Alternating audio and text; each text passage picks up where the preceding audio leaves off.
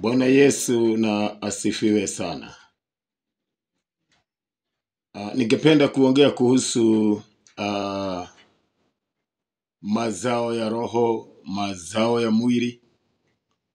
Maana katika kitabu cha Wagalatia 5 kuanzia mstari wa 16, Biblia inasema ya kwamba mambo ya mwili na mambo ya roho huwa haisikilizani. Mambo ambayo mwili unapenda na mambo ambayo roho anapenda huwa hayasikilizani.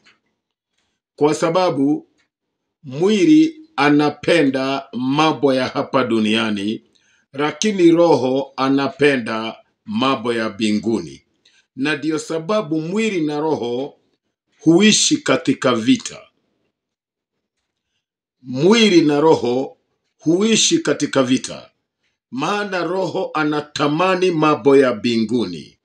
Mwili anatamani mambo ya duniani.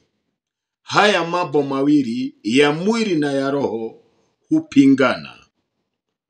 Tunapoangalia katika hiyo kitabu cha Wagalatia 5 kuanzia pale 16, unapofika pale 19 utaona ya kwamba inaongea kuhusu mazao ya mwili.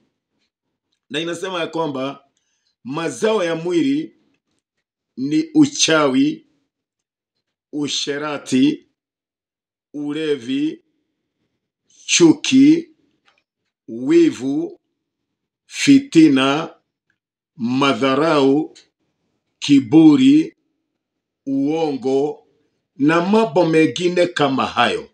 Na ndio sababu unaona ya kwamba hayo ndio mambo yanajaa duniani.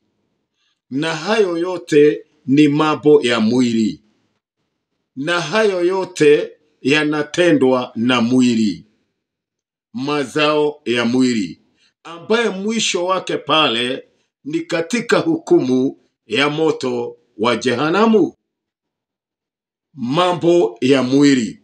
Mwili umejaa tamaa ya mambo ya hapa duniani. Na ndio sababu watu wanaua wengine bila kujali ile hukumu itakayowapata pale mbele katika kiti cha Mungu cha hukumu. Watu wanaibia wengine, watu wanapiga wengine, watu wananyonga wengine, watu wananyanyasa wengine. Mambo ya mwili. Mungu atusaidie sana.